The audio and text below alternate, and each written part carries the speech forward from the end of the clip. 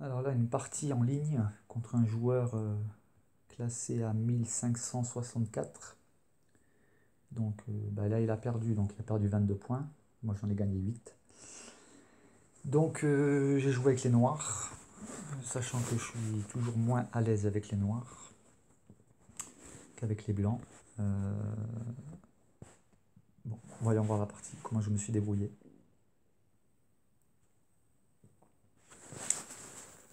Donc lui, il ouvre en E4. Je joue la réciprocité, E5. Je me casse pas trop la tête. Il sort son cavalier, je sors le mien. Il sort son fou au centre. L'idée, c'est de venir avec son cavalier en G5 pour me prendre le pion qui se trouve en F7. Donc je connais le truc, donc je sors mon cavalier pour lui boucher la route. Parce que s'il vient avec son cavalier en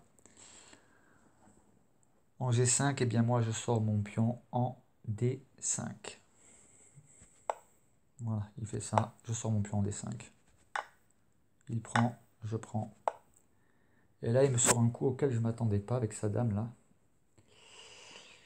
Donc il y a une menace qui est claire et précise avec sa dame là. Il peut me mettre échec et mat en prenant le pion qui se trouve en F7. Et en même temps, avec sa dame, il attaque aussi mon cavalier. Donc la solution, j'ai trouvé là. Voilà. Je défends à la fois mon cavalier et je protège le pion qui est en F7. Bon, c'est une partie en 5 minutes plus 3 secondes par coup, hein, donc c'est assez rapide la cadence. Hein. Donc là, je reviens en arrière, il me prend le fou, je reprends.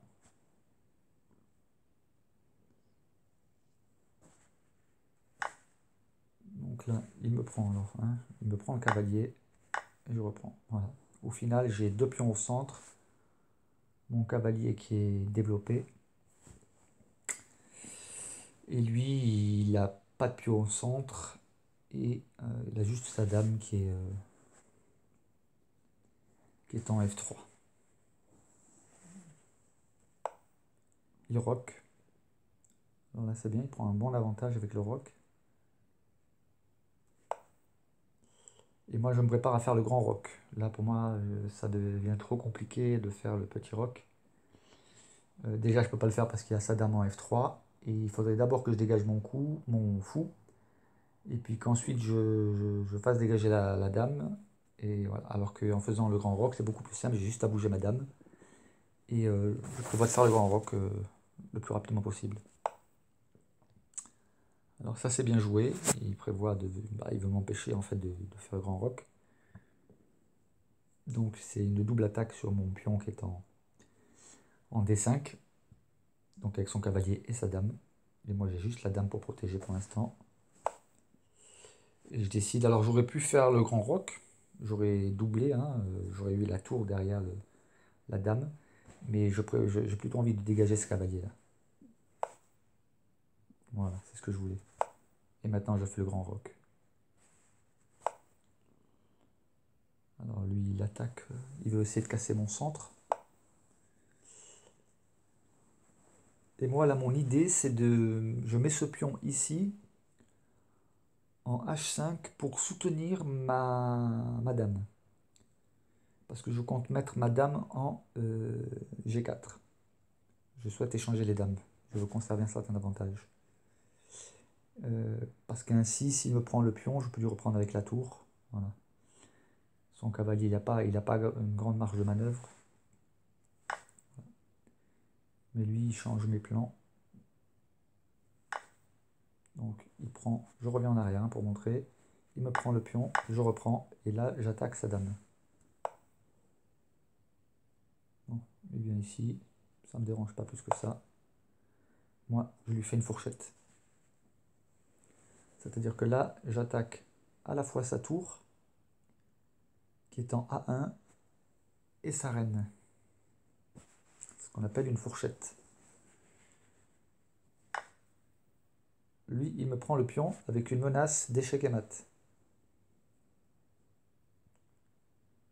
Je l'avais vu, hein, cette menace. Je savais pas si lui il le verrait, je l'avais vu.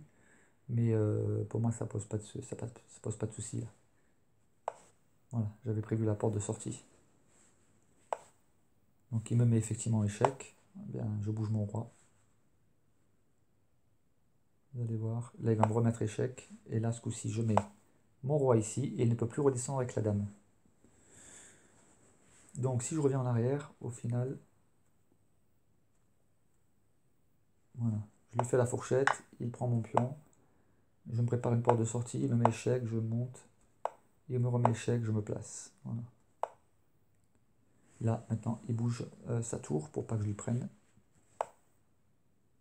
Mais moi, je continue à maintenir la pression. Donc mon fou est soutenu par le cavalier, qui est en C2. Mais il joue un bon coup là. Avec sa dame, voilà, il attaque mon cavalier qui n'est soutenu par aucune pièce.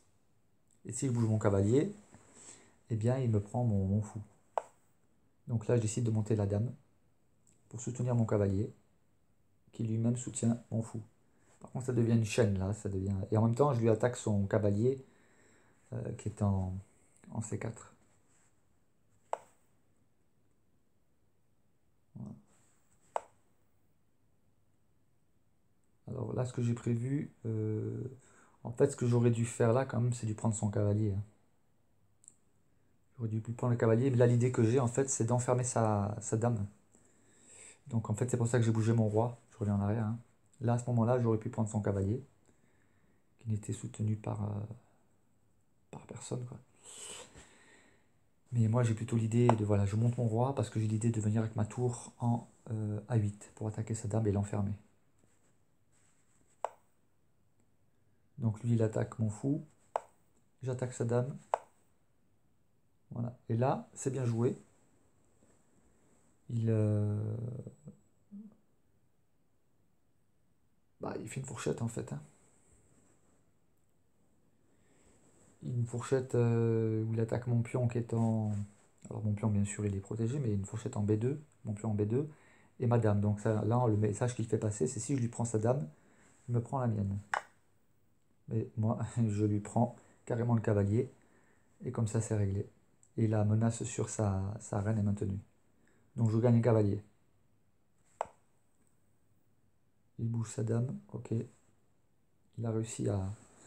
Du coup il a pu échapper sa dame, mais bon, j'ai quand même l'avantage, j'ai un net avantage là. Et là, je lui tends un piège. En fait, je reviens en arrière. Je lui prends le pion et il ne peut pas me le prendre. S'il me prend mon cavalier avec son pion, ben, je lui prends sa tour qui est en B1. Donc il ne peut pas le prendre. Voilà. Alors, je reviens, j'étais un peu trop vite là. Donc là, maintenant, il décide d'attaquer mon cavalier. Donc il sort sa tour de la menace. En attendant, je lui ai pris un pion. Et moi, voilà, je prévois. S'il prend mon cavalier avec sa tour, qui sera elle-même soutenue par son pion, c'est pas grave. Moi, je lui prends sa tour qui est en D1 et il est échec et mat. Donc, il ne peut pas prendre mon cavalier. Alors, il bouge sa tour pour que je ne puisse pas la prendre. Et là, moi, je bouge mon cavalier qui soutient le pion qui est attaqué par la tour sur la colonne E. Il prend ma tour en A8. Je reprends. Voilà. Et là, il attaque mon cavalier. Et moi, j'attaque ailleurs. Prends mon cavalier, je prends ton fou.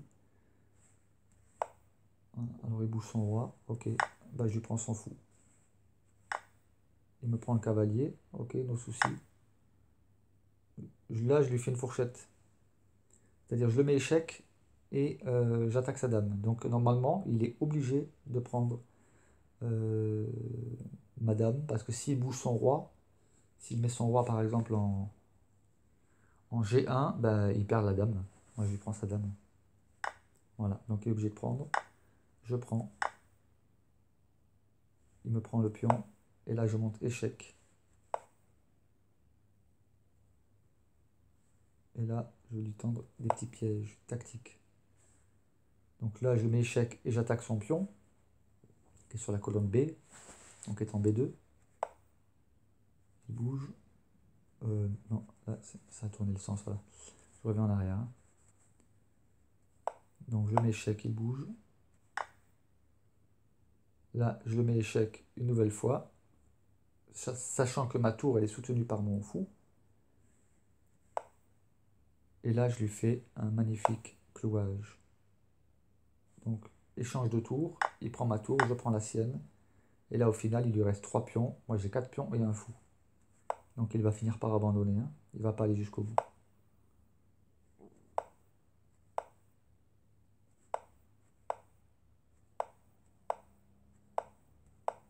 Voilà.